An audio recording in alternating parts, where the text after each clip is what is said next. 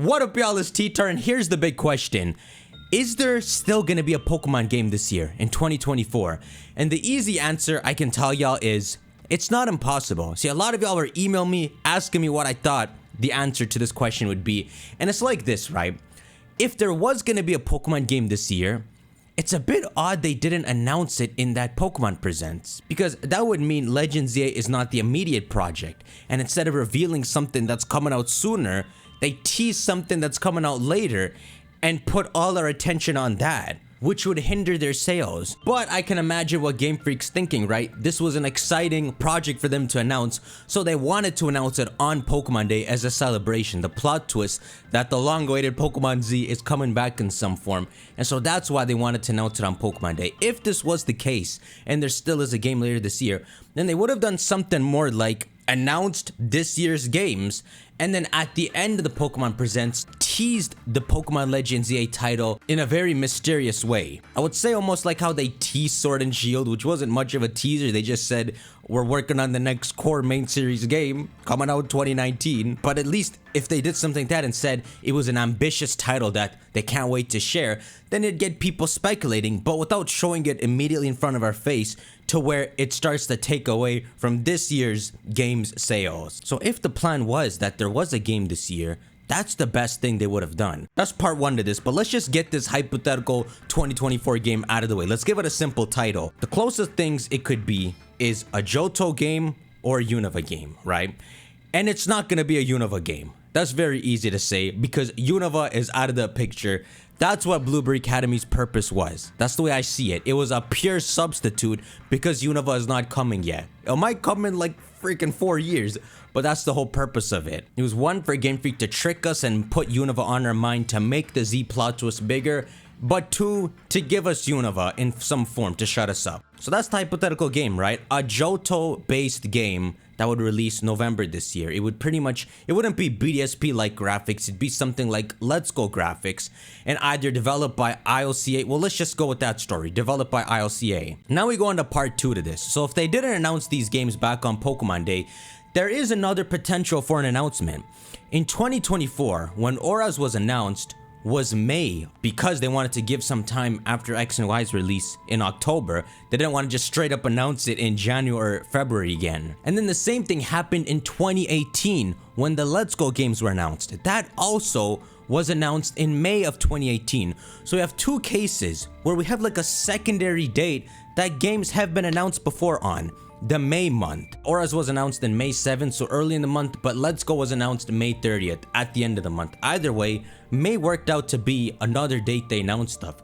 So maybe what you could have is, because it's a smaller scale game like a BDSP slash Let's Go like Johto, that they can give it its own announcement later on in the year to show it's like a secondary game, and intentionally so Pokemon fans get the gist that this is not the main project. Maybe something Game Freak is concerned with, or Pokemon in general, is after, you see, it seems they weren't happy with ILCA's final product of BDSP. So it shows that Pokemon, even if they have some lag issues and all in Scarlet and Violet, that they still have some standard. And so it made them nervous when BDSP came out, even though it sold well, that they didn't want Pokemon fans to think this was the quality of their games. So what could make sense is that they made sure to announce these Johto games separately in May, after announcing a more serious project, so people get the gist that it's one of the small scale games. And in a weird way, by announcing them separately like this, it sounds like it would register the way they want in Pokemon fans' minds and successfully get them a good amount of sales, like at least Let's Go figures. Because the thing is, Pokemon fans, if they have no game to buy,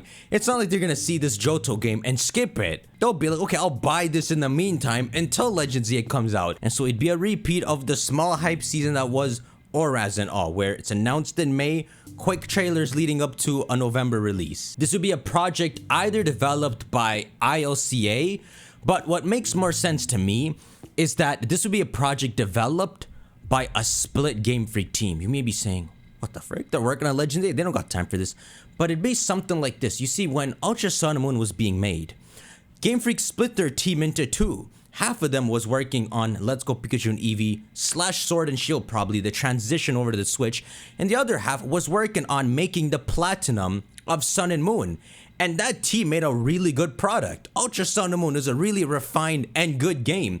It's just hazy to us because they made it 2 versions and it's like all over the place. But if it was one title called Pokemon Eclipse and the hype season didn't make us think somehow it was a sequel to Sun and Moon, it's like one of the most colorful and refined games. There's a bunch of different ultra spaces. They made a better take on the Auras Hoopa portals by making an actual mini game you play to get the different legendary Pokemon. It sounds like if IOCA teamed up with this Game Freak B team, which I think Ultra Sun was directed by Kazumasa Iwao, this man here. If that man, for example, led a B team and had ILCA working under him, because they also want to train ILCA, right? They don't want to just say, ILCA, you screwed up BDSP, get out of here. No, the whole point of them bringing ILCA is their son. They want more people to assist them with making games. It's not one strike, you're out with ILCA. At least, that's the way I see it, right? So, if Game Freak split their team into 2 and was doing this, they would actually make a really good Johto game. It would be one Let's Go Pikachu and Eevee type graphics. They'd probably get rid of the Pokemon Go catching system and bring back wild battles. And Johto's already a beautiful region. The blueprint is already there. It's not the most difficult project for a B team to take on, which is the point, right? Both ILCA and Kazumasa Iwao's team, they had a blueprint to work off. One team had Sun and Moon to build off. The other team had the core Diamond and Pearl to build off. It's not a game that to make from scratch and figure things out. And so this could also explain why Game Freak's taking 2 years for Legends EA, because they're working harder on it, but because there's actually a small team taken out to work on some games later this year. Now, do I actually believe everything I'm saying? I do, but I don't know if I believe in the ultimate end statement, which is that we are getting games this year. I don't know. I've set out the groundwork, right? I've set out how it could make perfect sense. But Game Freak's confused me. I can't figure out what they're thinking, whether it's fully a blank year, because blank years do happen. Anyhow, this speculation and the topic for this video comes from something, and it's up to you to determine whether this means something or not. So here we go. On the day Pokemon Legends EA was announced, Cerebi tweeted, 2024, a year off then, sweet. And Riddler Khu, without even being tagged into it, responds to it and puts thinking face. Now, right now, Riddler Khu, everyone's calling him a fibber, saying that he don't know what he's talking about because he didn't tease anything relating to Kalos. And so, 12 hours into Legends EA's reveal and everyone thinking he's not just a troll but actually they don't know what was happening, when the concept comes up that 2024 is a blank year and everyone's got the curious eye on him to see if he can prove he knows what he's talking about, he's gone and put the thinking face. Something like this would also line up with this unusual map prediction, right? Where he said 2024 predictions. Yeah, well, there is no 2024 game. But I've given you my best guess. That would be the scenario for if there were a game being worked on behind the scenes. If you want to hear a straight up answer, I'll say it like this. It'd be smarter if Pokemon was working on a game for later this year. But they don't always do what's smarter. Sometimes they just need room to breathe, and that might be what you get. So y'all let me know your thoughts. Make sure you shank that like button and tell me, are we getting a game this year or not? Which one sounds more likely? I'll see y'all. Take care.